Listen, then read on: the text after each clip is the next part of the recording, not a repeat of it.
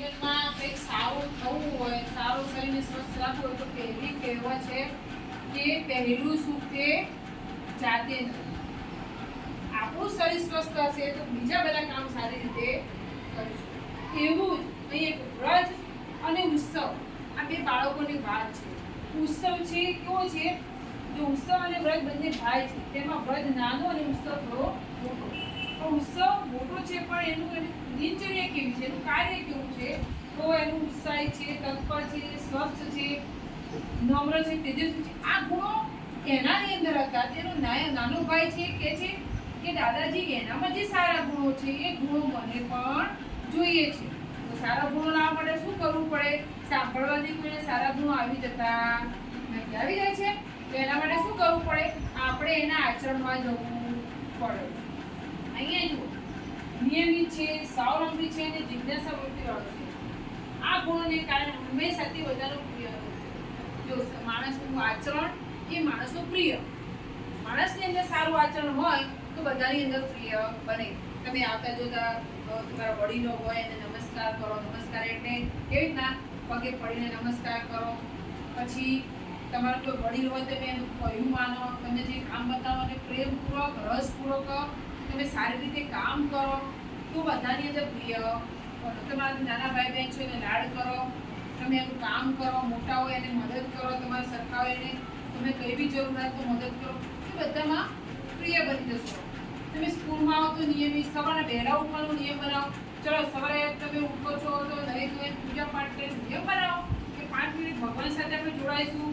બરાબર? સવારે ઉઠી 5 મિનિટ ભગવાન સાથે જોડાયા પછી આપણે અડધો કલાક આપણે ભણવા બેસીશું. આવો નિયમ બનાવશો તો તમે ઉત્સવ જેવા બનીશું. આ ગુણોને કારણે હંમેશાથી બધાને પ્રિય બની જશે. જેના કારણે બાળ સરળતાથી નાનો ભાઈ વ્રજ એક દિવસ સાંજે દાદાજી સાથે ફરતા ફરતા એક પ્રશ્ન કરે છે, દાદા મારે ઉત્સવ જેવા વિદ્યાર્થી બનવા માટે શું કરવું? એના આ પ્રશ્નના જવાબમાં દાદા ઉત્સવની નિયમિતતા અને સ્વાવલંબીપણું તેમજ સ્વસ્થ શરીરના રહસ્ય વિશે વાત કરતા કહે છે કે બેટા, આપણે નિત્યક્રમ, આપણી સમય સૂચકતા અને સ્વાવલંબીપણું આપણા જીવનનો હિસ્સો છે. અહીંયા સ્વામિનારાયણ વાળાએ એક પુસ્તક બનાવ્યું છે, બનીએ રે બનીએ આદર્શ બનીએ. હું ક્યારેક બતાવીશ, બનીએ રે બનીએ આદર્શ બનીએ. એના કારણે બાળકોમાં જીવન ચરિત્ર, તમે કોઈની સાથે ખરાબ વર્તનથી વાત કરો છો, ગુસ્સાથી વાત કરો છો તો તમને કેટલું દુઃખ થાય છે? સામેવાળાને દુઃખ થાય કે ના થાય?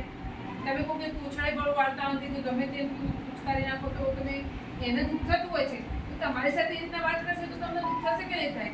બરાબર? તો એ આદર્શ બનીએ એ રીતનું જ આ બાળકની વાત છે. હું તમને ક્યારેક એનો વિડીયો બતાવીશ, આદર્શ બનીએ રે બાળક, એનો અને આનું સેમ છે. એ પણ બાળકની સવારે વહેલા ઉઠવું, સવારે ઉઠીને જ આપણે નહીં ધોઈને ભગવાનનું નામ લેવું, લેસન કરવું, મા બાપને પગે લાગવું, સ્કૂલમાં નીકળતી વખતે મા બાપને પગે લાગી નીકળવું, ભગવાનનું નામ, ભગવાનને પગે લાગી નીકળવું. તો આ બધું શું કહેવાય? આચરણ.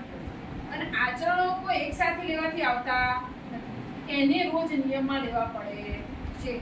તો રોજ નિયમમાં લો તો નિયમિત તમે બનો છો. જો અહીંયા અને ક્યારે પણ આળસ કે પ્રમાદ કરતો નથી. હવે આજે આપણે કોઈ પણ નિયમ લેવો છે, ચાલ ને કાલ કરીશ, કાલ થશે એટલે કે ચાલ હવે મોડું થઈ ગયું છે, બપોર કરી, એમ તમે દિવસો બદલાઈ જશો.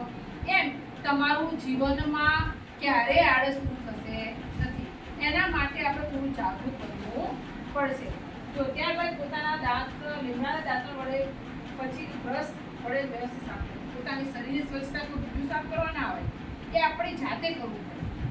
કે ચલો મમ્મી મદદ કરશે, પપ્પા ના, આપણે જાતે કરીશું તો આપણામાં જોઈને બીજા શીખશે. એનો નાનો ભાઈ છે, એના નાનો ભાઈ મોટા ભાઈથી શીખે છે. શીખે છે કે નથી શીખતો? કે મારો ભાઈ આવી કરે છે તો હું એના આચરણમાં રહીને હું એને બધા એને પ્રિય લાગે છે તો હું બધાનું પ્રિય બનું. તો બધાને પ્રિય બનવા માટે શું કરવું પડે? નિયમમાં રહેવું પડે, વ્યવસ્થિત થવું પડે, સ્વચ્છતા રાખવી પડે. બરાબર ને?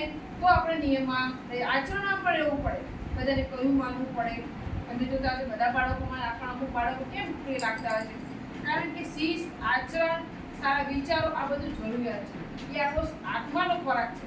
જો એ નહીં હોય તો આપણું જીવન ગમે તેટલું આપણે ભણીશું પણ પેલું કહેવાય છે ભણ્યા પણ ભણ્યા નહીં એના જેવું બનીને રહેશે. જો સવારનો સમય વાંચન માટે શ્રેષ્ઠ છે, તેથી તમે નિયમિત રીતે વાંચન કાર્ય કરો. હવે તમને કહ્યું સવારે આપણે ઉઠીને વાંચીએ તો સવારમાં ઉઠીને ભગવાનનું નામ